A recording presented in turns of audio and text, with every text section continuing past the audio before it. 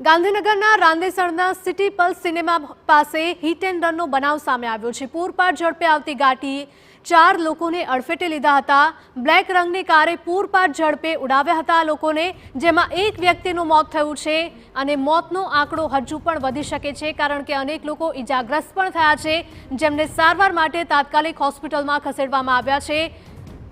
રફતારનો અંત આવવાનું નામ નથી લઈ રહ્યો, તેવામાં વધુ એક ઘટના ગાંધીનગર શહેરમાંથી સામે આવી રહી છે કે જ્યાં રાંદેસરના સિટી પલ્સ સિનેમા પાસેની આ ઘટના કે જ્યાં હિટ એન્ડ રનનો બનાવ બન્યો। પૂરપાટ ઝડપે આવતી ગાડીએ 4 લોકોને અડફેટે લીધા હતા। બ્લેક રંગની કારે પૂરપાટ ઝડપે ઉડાવ્યા હતા, જેમાં એક વ્યક્તિનું મૃત્યુ થયું છે અને અનેક લોકો ઈજાગ્રસ્ત થયા છે, જેમને તાત્કાલિક સારવાર માટે ખસેડવામાં આવ્યા છે, પરંતુ આ દુર્ઘટનાને લઈને મોતનો આંકડો વધી શકે તેવી પણ શક્યતાઓ જોવામાં આવી રહી છે।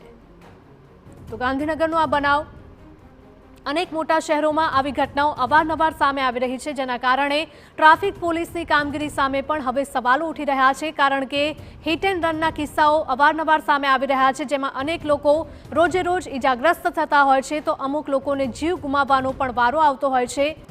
રાંદેસરના સિટી પલ્સ સિનેમા રોડ પાસેનો આ બનાવ સામે આવ્યો છે।